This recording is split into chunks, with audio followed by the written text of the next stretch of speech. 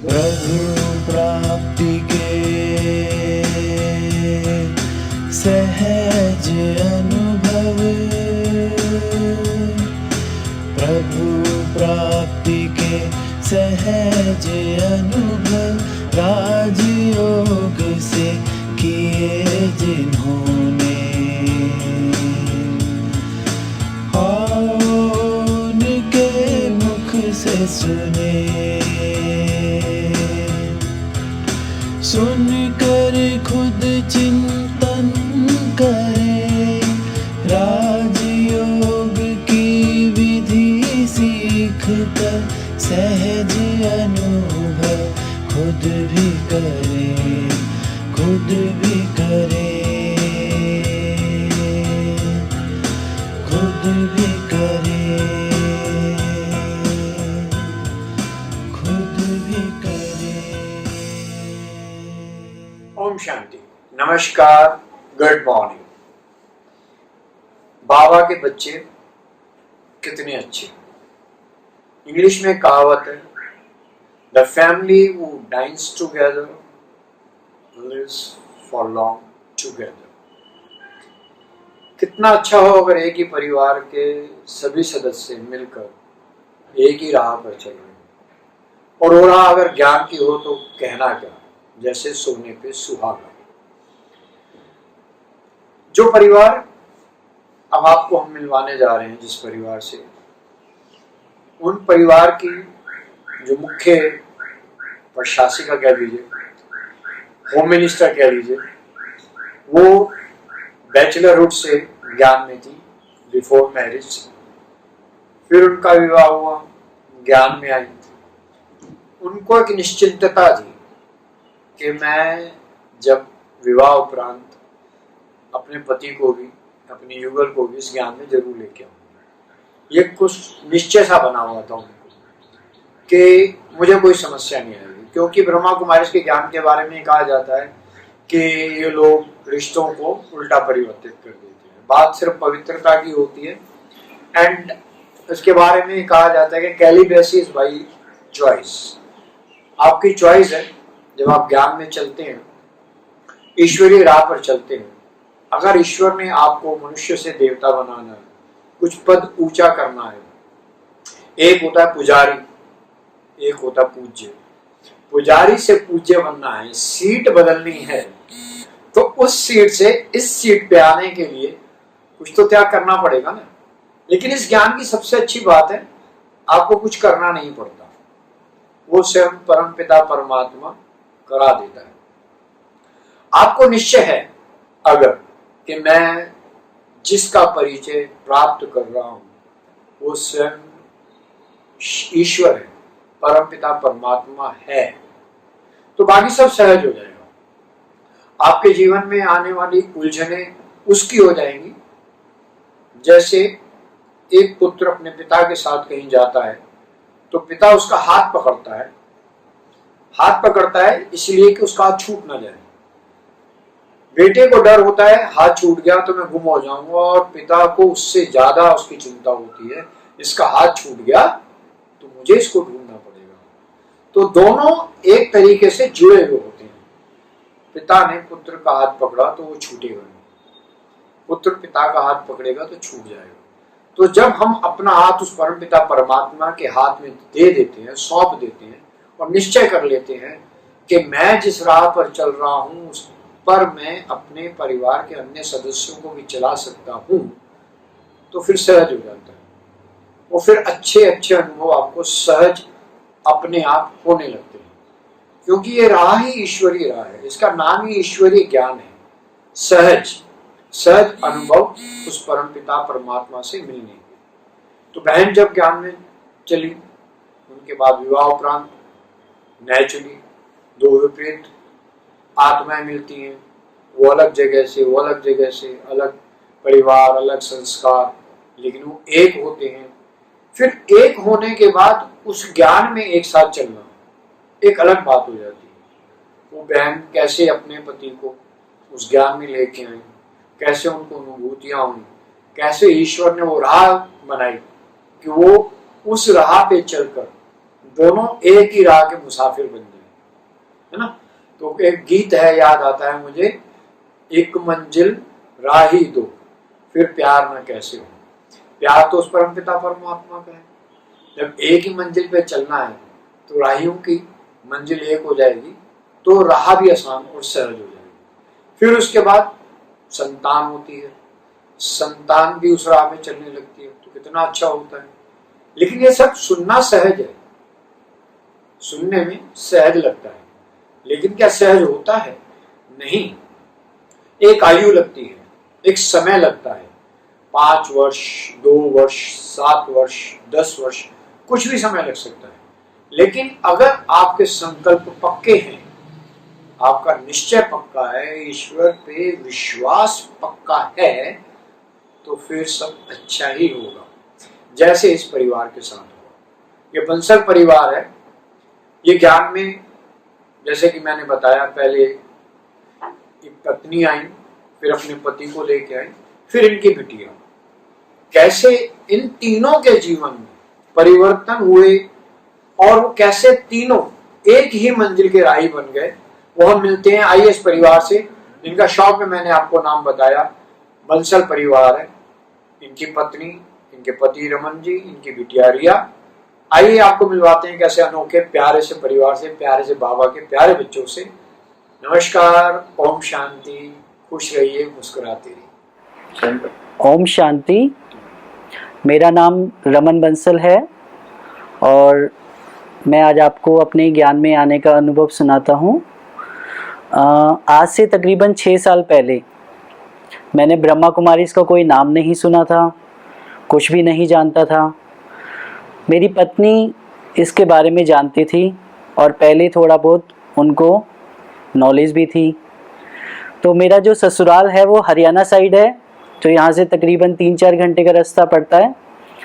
तो एक बार की बात है कि वो वापसी में मुझे ब्रह्मा कुमारी सेंटर लेके गई। तो ब्रह्मा कुमारी सेंटर में मैं पहली बार गया और वहाँ पे सभी को वाइट ड्रेस पहना हुआ देख के मुझे थोड़ी घबराहट सी महसूस होने लगी कि ये मैं कहाँ आ गया। फिर मैंने कहा नहीं नहीं, यहाँ से चलो, हमें यहाँ पे नहीं रहना, और मैं उसको किसी तरीके से खींच के ले आया।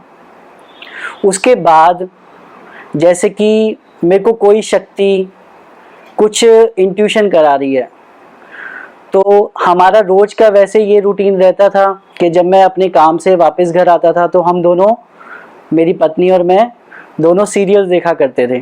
टीवी का मुझे बहुत शौक़ रहा है और मूवीज़ का मैंने बहुत ही ज़्यादा शौक़ रहा है। एक हफ्ते में मैं 2 मूवी पिक्चर हॉल पे जाके देखता था और घर पे आके टीवी बहुत देखता था खाना खाते वक्त। और ऑनियन मैं रूटीन में खाता था अपने खाने के साथ, उसके बिना मैं खाना नहीं खाता था। तो हम दोनों सास बहू का सीरियल रोज़ रात को देखते थे, 9 बजे, 9 से 9:30 और 9:30 से 10। कुछ समय से मेरी पत्नी ने पीस ऑफ माइंड चैनल देखना शुरू किया, जो कि मुझे पता ही नहीं था कि वो क्या चैनल है, किस चीज़ के ऊपर है वो चैनल। लेकिन धीरे धीरे मैंने महसूस किया कि उसके स्वभाव में थोड़ा सा चेंजेस आ रहा है। तो मुझे कुछ खटका लगने लगा कि ये पीस ऑफ माइंड चैनल पे क्या चीज़ देखती है। धीरे धीरे उसने सीरियल देखना भी बंद कर दिया। उसने कहा सीरियल, जब भी मैं घर पे आता था वो मेरे हाथ में रिमोट दे देती थी और मैं अकेला बैठ के सास और बहू का सीरियल देखता था और मेरे को धीरे धीरे उससे बोरियत होने लग गई। मुझे लगा कुछ तो गड़बड़ है और मुझे कुछ एक्शन लेना पड़ेगा। मैंने उठा के पीस ऑफ माइंड चैनल को लॉक कर दिया और मैंने कहा अब ये चैनल तुम्हें नहीं देखना। लॉक करने से पहले वो चैनल छुप छुप के देखती थी मेरी पत्नी। फिर मैंने उस चैनल को लॉक किया तो उसका देखना बंद तो हुआ, लेकिन वो बहुत ज़्यादा मुझे रिक्वेस्ट करती थी कि ये चैनल खोल दीजिए। फिर मैंने चैनल खोला और फिर उसने मेरे को ब्रह्मा कुमारी सेंटर्स ले जाने की इच्छा जाहिर करी। तो मैंने कहा ठीक है, मैं ब्रह्मा कुमारी सेंटर्स जाऊंगा, लेकिन अगर मुझे वहाँ जाके कुछ अच्छा नहीं लगा तो तुम्हें भी इस चैनल को ना देखना है, ना ब्रह्मा कुमारी इसका नाम लेना है। उससे कुछ दिन बाद हमारा, जैसे बच्चों की गर्मियों की छुट्टियां होती हैं, तो हमारा घूमने जाने का प्रोग्राम बना मेरे फ्रेंड की फैमिली के साथ। और हमने कई जगह की प्लानिंग करी। तो हमारा घूम फिर के माउंट आबू का प्रोग्राम बन गया। माउंट आबू का नाम मैंने पहले कभी सुना नहीं था, किस चीज़ के लिए। हाँ, ये लगा था कि वो एक पिकनिक स्पॉट है। फिर हम दोनों फैमिलीज़ ने माउंट आबू जाने का प्रोग्राम बनाया, हमने टिकट्स बुकिंग कराई। लेकिन मुझे कुछ समय बाद पता चला कि ब्रह्मा कुमारीज़ का हेड क्वार्टर जो है वो माउंट आबू में है। ये पता चलते ही मैंने अपना डिसीजन चेंज करने की कोशिश करी और मैंने कहा नहीं, हम वहाँ नहीं जाएंगे। हमें वहाँ जाएंगे तो मेरी पत्नी ब्रह्मा कुमारीज़ में जाने की जिद करेगी और वहाँ मुझे नहीं लेके जाना। लेकिन मेरे फ्रेंड के नाराज़ होने के कारण हमें वहाँ का प्रोग्राम बनाना पड़ा। मैंने अपनी पत्नी को पहले ही वार्निंग दे दी कि हम वहाँ जाएंगे तो सही, लेकिन हम ब्रह्मा कुमारीज़ के किसी भी पॉइंट्स पे नहीं जाएंगे। उसने कहा ठीक है, जैसे आप कहो वैसे करेंगे। हम वहाँ गए, घूमे फिरे, आज से तकरीबन 6 साल पहले। तो वहाँ जाने के बाद गाइड हमें वीकेस्ट पॉइंट दिखाने ले गए ब्रह्मा कुमारीज़ के। हमने कहा ठीक है, जब आए हैं तो देख लेते हैं, देखने में क्या जाता है। वहाँ पे मैं बिल्कुल ब्लैंक था। वहाँ जितने भी हमने पॉइंट्स देखे, वापसी में हमारी ट्रेन जो थी उसके लिए हम लेट हो गए होटल से निकलने में, और रास्ते में एक वीकेस्ट पॉइंट रह गया था जो कि शांतिवन आबू रोड पे है। तो ड्राइवर ने कहा कि अगर आप वहाँ गए तो आपकी ट्रेन निकल जाएगी। तो मैंने कहा ऐसे कैसे निकल जाएगी, अगर वहाँ जब सारी जगह हमने देखी है तो एक पॉइंट और देखने में क्या जाता है। मेरी पत्नी भी बोली आप चिंता मत करो, हमारी ट्रेन नहीं निकलेगी। हमने नाश्ता तक नहीं किया था जल्दीबाजी के कारण, और हम वहाँ गए। हमारे गाड़ी के ड्राइवर ने हमें बार बार वार्निंग दी कि आप यहाँ पे चले गए तो आप 1-1.5 घंटे से पहले वापस नहीं आ सकते। हमने कहा नहीं, हमारा जाना और आना अपने हाथ में है, हम 15 मिनट में आ जाएंगे। हम वहाँ अंदर गए, वहाँ पे एक भाई ने हमें प्रदर्शनी समझाई। सारी प्रदर्शनी देखने के बाद एक सीढ़ी का चित्र, उसमें मुझे थोड़ा सा क्लिक हुआ कि ये क्या लॉजिक बना हुआ है जो ये भाई हमें समझाना चाहते हैं। ये कोई ना कोई राज को स्पष्ट करता है। तो वहाँ पे मुझे ऐसा इंट्यूशन हुआ कि ये कोई ना कोई लॉजिक है और ये हमारा समझना बहुत ज़रूरी है। फिर हम बाहर निकले और उस भाई के कहने अनुसार हमको निकलने में 2 घंटे लग गए। और फिर उसने बोला कि आपकी ट्रेन तो अब निकली के निकली। मैंने कहा हाँ भाई, तुमने सही कहा था, अंदर जाने के बाद तो हमें पता ही नहीं चला। लेकिन मेरी पत्नी वो बार बार यही कहती रही कि आप चिंता मत करो, हमें ट्रेन भी मिलेगी और हम नाश्ता भी करेंगे। मैंने कहा ये तो लगता है ब्रह्मा कुमारीज़ में आने के बाद इसका माइंड गड़बड़ हो गया है, तो इसको कुछ भी पता नहीं है। फिर हम जैसे तैसे स्टेशन पहुँचे। स्टेशन पहुँचने के बाद मुझे बहुत हैरानी हुई कि जिस ट्रेन में हमें जाना था वो ट्रेन 2 घंटे लेट थी। मुझे तभी एकदम हैरानी हुई कि ये कैसे हुआ। और हमने वहाँ पे नाश्ता भी किया और समय पे अपनी ट्रेन भी पकड़ी। वापस दिल्ली आने के बाद मेरी पत्नी को जब मैंने अपना बताया तो उसने कहा अगर आपको थोड़ा सा भी कुछ लगता है लॉजिक तो आप 7 डेज का कोर्स क्यों नहीं कर लेते। मैंने कहा ये 7 डेज का कोर्स क्या है, अगर लगता है कुछ है इसमें तो ठीक है 7 दिन जाके देख लेते हैं। उस समय हम रात को लेट सोते थे और सुबह 9-10 बजे तक हमारा उठना होता था। लेकिन मैंने उससे कहा कि अगर मुझे कुछ अच्छा नहीं लगा तो हम इस जगह का नाम दोबारा नहीं लेंगे। उसके बाद मैंने जैसे तैसे 7 दिन का कोर्स किया, क्योंकि यहाँ आश्रम में नहा धो के जाना होता है। तो सुबह सुबह उठना, जैसे तैसे नहा धो के जाना। दीदी ने वहाँ, हमारे बड़ी दीदी ने 7 दिन का हमें कोर्स कराया। मुझे नहीं याद कि मैंने 7 दिन का कोर्स कैसे किया। दीदी मुझे समझाती थी, मैं बस खाली हाँ हाँ से हिलाता था और मुझे ये नहीं पता कि वो दीदी मुझसे क्या कहती थी। बस मैं यूँ सोचता था किसी तरह 1 घंटा बीते और घर जाऊँ। वो 1 घंटा बीते जाने के बाद 7 दिन का कोर्स पूरे के होने के बाद मैंने चैन की सांस ली और मैंने कहा कि ये कोर्स मेरे लिए नहीं है, ये कोर्स तो मेरे मम्मी पापा के लिए है। मेरी तो अभी बहुत उम्र पड़ी है आश्रम में जाने की, तो पहले ये कोर्स उनको कराना चाहिए, मैं तो ठीक ठाक हूँ। तो मुझे लगा कि यहाँ आने के लिए जो बूढ़े हो जाते हैं उनके लिए ही ये कोर्स बना हुआ है। तो उसके बाद मैंने मम्मी पापा को भी कोर्स ज्वाइन कराया और मुझे लगा कि मुझे अपने शरीर को फिट रखने के लिए जिम जाना ज़्यादा ज़रूरी है। उनको कोर्स कराने के लिए, मम्मी पापा को कोर्स कराने के लिए मैं रोज़ उनको सुबह आश्रम छोड़ के आता था, उसके बाद अपने जिम जाता था। 1 महीने मैंने जिम ज्वाइन किया, लेकिन जैसे मैं उनको वहाँ छोड़ के जिम की एक्सरसाइज करने जाता था, मुझे ऐसा लगता था कि कोई शक्ति मुझे आश्रम की तरफ खींच रही है।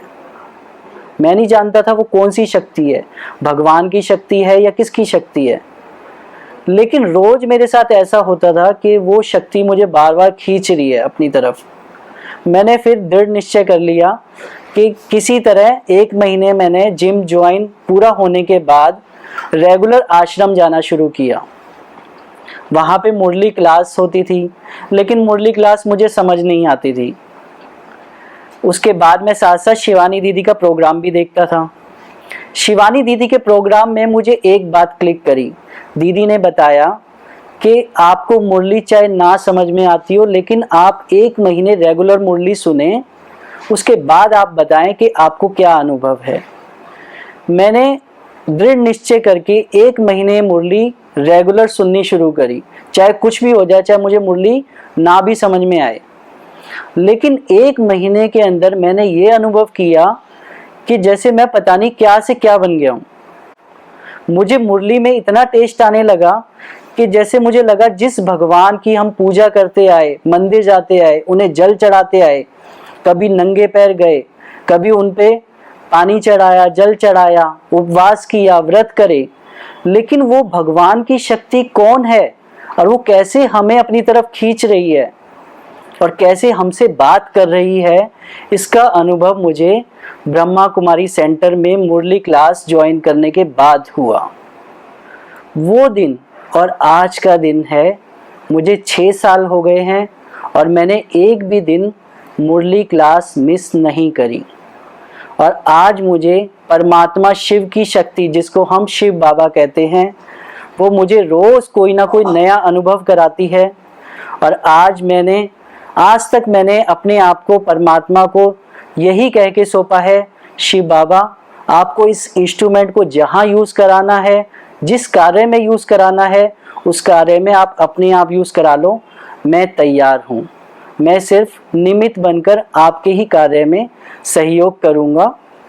तो मैं चाहता हूँ कि जो अनुभव मैंने किया वो अनुभव आप भी करें। सिर्फ 7 डेज कोर्स करिए और आपको स्वयं परमात्मा की शक्ति का अनुभव होगा कि शिव परमात्मा कौन है और वो हमें किस तरीके से एक अलौकिक रूप में पढ़ा रहा है और हमें क्या से क्या बनाना चाहता है। Thank you. ओम शांति। ओम शांति। आज बाबा की बच्ची कैसे बनी, ये आपको अपना एक्सपीरियंस ज़रूर सुनाना चाहूँगी। जब ग्रेजुएशन कर रही थी तब अपनी लौकिक बुआ से मुझे ब्रह्मा कुमारीज़ के बारे में नॉलेज मिली और बुआ के कहने पर ही 7 दिन का कोर्स भी कर लिया। जो नॉलेज इतनी नई और यूनिक लगी, बहुत मज़ा आया 7 दिन का कोर्स करने में। और जो हमारे निमित दीदी थे, सीमा दीदी, उनसे बहुत प्यार भरी पालना मिली। वो मुझे 7 दिन की मुरली दे देते थे कि घर पे पढ़ना और आप इसको मार्क करके ले आना जो आपको समझना है पेंसिल से। तो 7 दिन के बाद जब जाते थे वीरवार वाले दिन, तो दीदी से पूछते थे, दीदी ये देह अभिमान और देही अभिमानी एक ही बात है? बाबा कहीं देह अभिमान कहते हैं, कहीं देही अभिमानी कहते हैं। तो दीदी ने फिर सब क्लियर किया कि नहीं, देह अभिमान क्या है, देही अभिमानी क्या है, आत्म अभिमानी क्या है, सब दीदी ने क्लियर किया। और अपने हाथों से प्यार से टोली खिलाती थी, तो वो प्यार भरी पालना जैसे दिल में छप गई। पर फिर घर वालों को थोड़ा अच्छा नहीं लगता था कि सेंटर जाती है, तो उन्होंने फिर रिस्ट्रिक्शन लगाना शुरू कर दिया। तो चोरी छुपे जैसे भी टाइम लगता था कॉलेज जाते वक्त, तो बाबा के घर पहुंच जाते थे और वो पालना लेकर फिर अपने आप को इतना एनर्जेटिक फील करते थे कि कई दिन का जैसे हमारे अंदर स्टॉक जमा हो गया। फिर घर में शादी की बात चलने लगी, पता नहीं क्यों ऑब्जेक्शन आया ही नहीं था कि जहाँ जाऊंगी उनको भी ज्ञान में चला दूंगी। तो शादी हो गई, दिल्ली आ गए, तो इनको भी इस नॉलेज के बारे में बताया। तो शुरू में इनकी तरफ से कोई रिस्पॉन्स नहीं रहा और इस तरह से 15 साल बीत गए। फिर एक दिन मैं अपनी फ्रेंड्स के साथ पार्क में चक्कर काट रही थी, तो उसने बाबा के बारे में बताया। जैसे ही उसने ब्रह्मा कुमारी के बारे में बताना शुरू किया, जैसे कि वो जो धूल मेरे ऊपर लगी हुई थी वो एकदम ही हट गई। जैसे एक बीज को हम बो देते हैं और उसके बाद वो फलीभूत होता, वैसे वो बीज जो है वट वृक्ष की तरह मेरे अंदर विकसित हो चुका था। और मैं उससे पूछती, अच्छा और बता, बाबा ने आज क्या बताया, बाबा ने आज क्या वरदान दिया, स्लोगन में क्या कहा बाबा ने। तो वो सोचती है तो बाबा की ना तैयार बच्ची है। तो एक दिन उसने बताया कि आज ना बाबा आएंगे। तो मुझे नहीं पता था बाबा किस टाइम आते हैं। मैंने उसने कहा और मैंने सुन लिया और मैं घर आ गई। तो घर को शाम को मंडे का दिन था, 16 फरवरी 2015। तो मैं ऐसे ही रात को टीवी देखते हुए खाना खा रही थी और जी टीवी पे सीरियल देख रही थी। तो मैंने कहा चलो पीस ऑफ माइंड पे देखती हूँ क्या हो रहा है, क्या आ रहा है वहाँ पे। तो जैसे ही पीस ऑफ माइंड खोला तो उस पर बाबा आए हुए थे। बाबा बोले जाए और मैं रोए जाऊं और हाँ जी करे जाऊं। बाबा बोले तुम मेरे मीठे बच्चे हो, मैं कहूँ हाँ जी बाबा। तुम मेरे लाडले बच्चे हो, वाह वाह बच्चे हो, मैं कहूँ जी बाबा मैं आपकी वाह वाह बच्ची हूँ। तुम्हें मेरा ज्ञान पूरे विश्व में फैलाना है। हाँ बाबा ये ज़रूर करूँगी मैं। तो वो दिन मेरी ज़िंदगी का मैं क्या कहूँ बेस्ट से बेस्ट दिन था। लोग तो कहते हैं मुझे इससे ज्ञान मिला, मैं इसके द्वारा ज्ञान में चला। मैं कहती हूँ मेरा जो जन्म है वो बाबा की दृष्टि से हुआ। जैसे ही बाबा की दृष्टि मुझ पर पड़ी, मैं सिर्फ बाबा की हो गई। और उसी रात अपने लौकिक युगल से बात करते हुए मैंने कहा कि कल शिवरात्रि है, अगर आप कहो तो मैं प्याज लहसुन छोड़ दूँ। तो इन्होंने भी पलट कर पूछा कि तू छोड़ सकेगी। मैं क्या कोशिश करती हूँ, आपको तो कोई दिक्कत नहीं है ना। तो इन्होंने कहा नहीं मुझे कोई दिक्कत नहीं है। और बाबा को उसी रात बोल दिया, बाबा सारी धारणाएं आज से शुरू, नहाने धोने की, खाने पीने की, सब सिर्फ एक आपकी, क्योंकि वो मेरी अकेली की नहीं है। तो जैसे बाबा उस टाइम वरदाता के रूप में बैठे हुए थे, बाबा ने भी तथास्तु कह दिया कि हाँ बच्चे एक मैं तेरी करवा दूंगा, बाकी तू अपने आप कर। और पता ही नहीं चला पवित्रता की धारणा बाबा ने कैसे करवा दी। इतनी सहज, जैसे कहते हैं ना कि देवताओं के लिए जो उस संस्कार की आत्माएं हैं उनके लिए ये धारणा मुश्किल नहीं रहेगी, वैसे ही ये सेम मेरे साथ हुआ। और मैं अपनी जर्नी पर आगे बढ़ चली, परंतु कुछ फिर लौकी की तरफ से बंधन भी आए। युगल को मेरे व्यवहार में ये चेंज पसंद नहीं आया और 8 मार्च को फिर बाबा ने आना था और उस दिन मेरा पीस ऑफ माइंड चैनल इन्होंने लॉक कर दिया।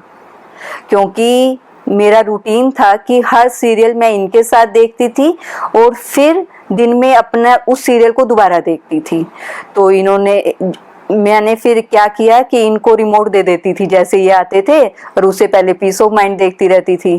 तो इनको अच्छा नहीं लगा ये कि इसके व्यवहार में तो बहुत चेंज आ रहा है, तो इन्होंने उस दिन peace of mind channel lock कर दिया। पर ये भी बाबा की एक बहुत बड़ी ब्लेसिंग रही चैनल लॉक होना, क्योंकि अगर ये चैनल लॉक नहीं करते तो मैं जो सीरियल देखने की इतनी एडिक्टेड थी वो शायद मुझसे नहीं छूटता। उसी दिन मैंने बाबा से प्रतिज्ञा की कि बाबा आज से मैं सिर्फ आपका ही सुनूंगी और देखूंगी, उसके अलावा कोई सीरियल नहीं देखूंगी। तो उस दिन बाबा ने झाटकू तरीके से मेरे से सीरियल भी छुड़वा दिए और रात को मोबाइल पे ही बाबा के साथ बहुत सुंदर मिलन मनाया। और अब लौकिक युगल कैसे ज्ञान में आए ये भी बहुत इंटरेस्टिंग स्टोरी है।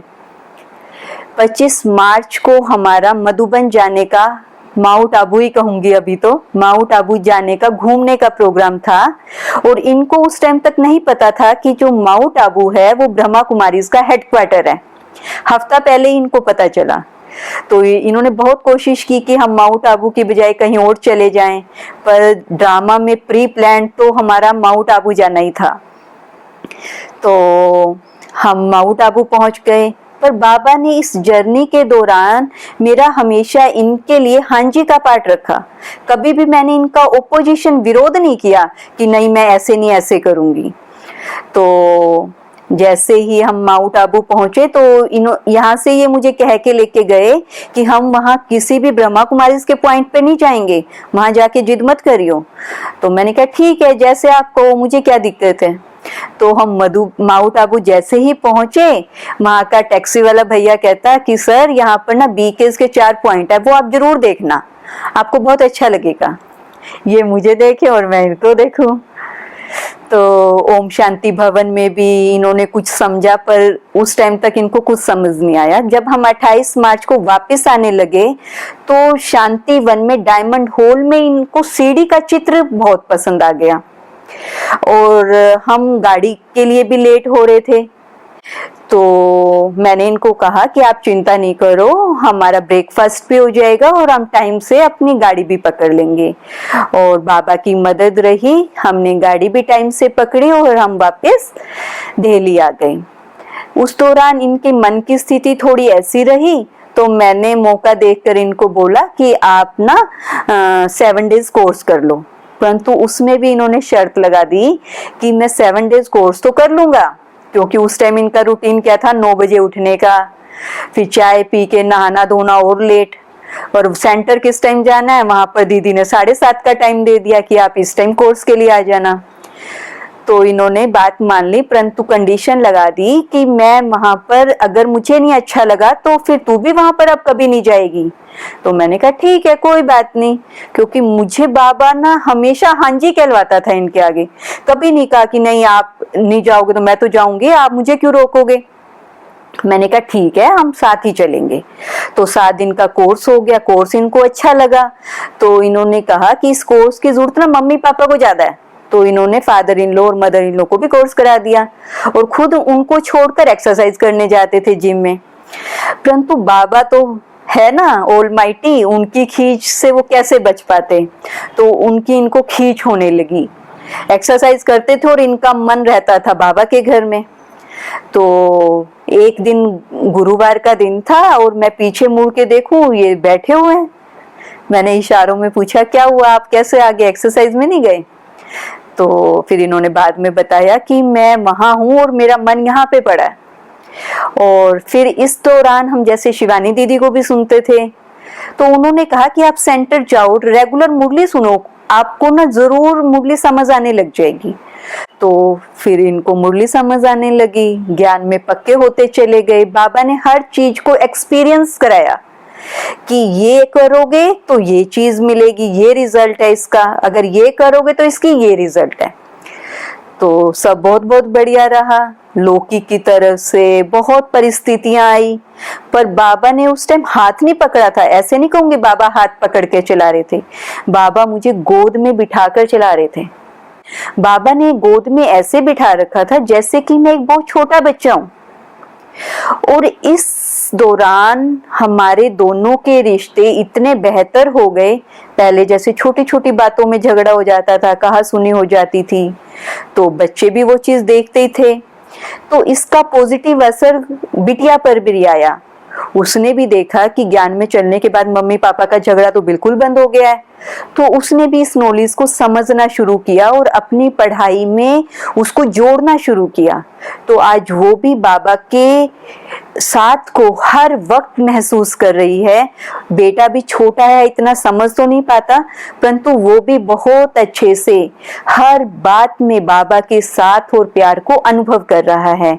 तो जैसे हमारी जिंदगी खुशहाल हुई, बहुत सुंदर हुई बाबा के साथ और प्यार से, तो हम जरूर चाहेंगे कि आप भी ब्रह्मा कुमारी में जाकर उस परमपिता परमात्मा के साथ को, प्यार को जरूर जरूर महसूस करें और अपने जीवन को बहुत बहुत खुशहाल बनाएं।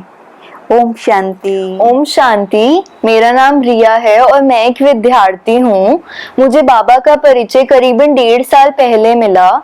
मेरे मम्मी पापा ज्ञान में चलते हैं और वो मुझे सेंटर लेके गए बाबा का कोर्स कराने, लेकिन तब मेरा बिल्कुल इंटरेस्ट नहीं था। मैंने कोर्स को भी बीच में ही छोड़ दिया बिकॉज मैं डेली नहीं आ पाती थी। उसके बाद पिछले साल समर वेकेशंस में मैं दोबारा सेंटर आई। मैंने पूरा कोर्स दोबारा किया। वहाँ की दीदी ने मुझे बहुत प्रेरित किया कि मुझे डेली सुबह मुरली सुननी चाहिए, तो मैं डेली सुबह जल्दी उठकर आती थी और मुरली सुनती थी। मुझे बहुत अच्छा लगता था। मुझे ऐसा लगता था कि मेरे अंदर शक्ति बढ़ती है और सबको मैं पॉजिटिव वाइब्रेशंस देती हूँ। छुट्टियां खत्म होने के बाद तो मैं डेली सुबह नहीं आ पाती थी, लेकिन रात को मम्मी मुझे बाबा के महावाक्य जरूर सुनाती थी। उससे भी मुझे बहुत अच्छा लगता था और सैटरडे संडे सुबह सुबह मुरली सुनने भी आती थी मैं। मुझे बाबा ने पढ़ाई में बहुत मदद करी है। जब भी मेरे पेपर होते थे मुझे बहुत ज्यादा एंजाइटी फील होती थी, लेकिन मैं बाबा के पास बैठती थी और मुझे ऐसा लगता था कि बाबा ही अब मेरा पेपर लिखेंगे। अभी 12वीं के पेपर देते टाइम भी बाबा ने मेरा बहुत साथ दिया। पेपर से एक दिन पहले मेरे को नींद नहीं आती थी और मम्मा मुझे यही बोलती थी कि बाबा को याद करो और यही सोचो कि बाबा तुम्हारे साथ है।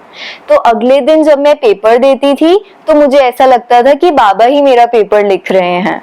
फिर भी जब मुझे ऐसा लगता था कि मेरा पेपर इतना अच्छा नहीं हुआ तो मैं यही सोचती थी कि मेरे बहुत अच्छे नंबर आएंगे और वो नंबर मेरे नहीं बाबा के होंगे। तो जब रिजल्ट भी आया तभी भी मुझे ऐसा ही लगा वो बाबा का रिजल्ट था और शायद बाबा के बिना वो उतने मेरे नंबर आ भी नहीं पाते।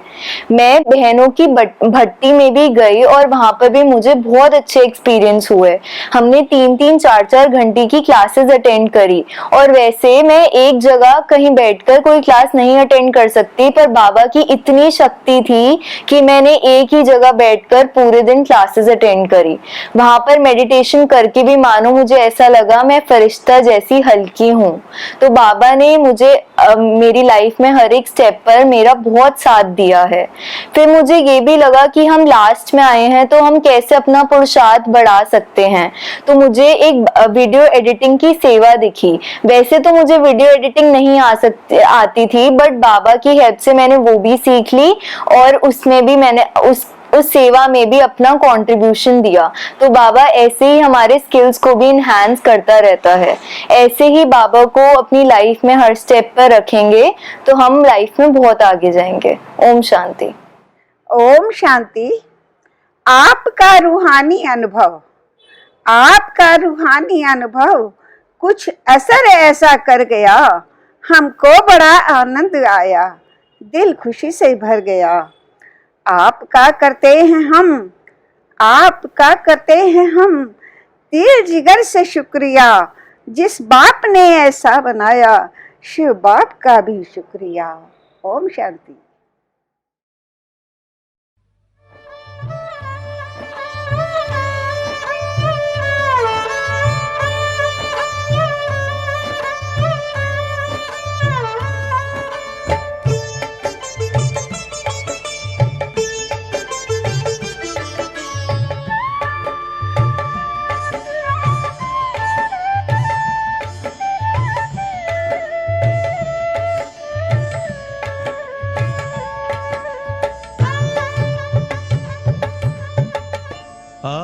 आत्मदर्शन स्वयं का दर्शन, आत्मदर्शन स्वयं का दर्शन। आत्म ज्योति जगा ले,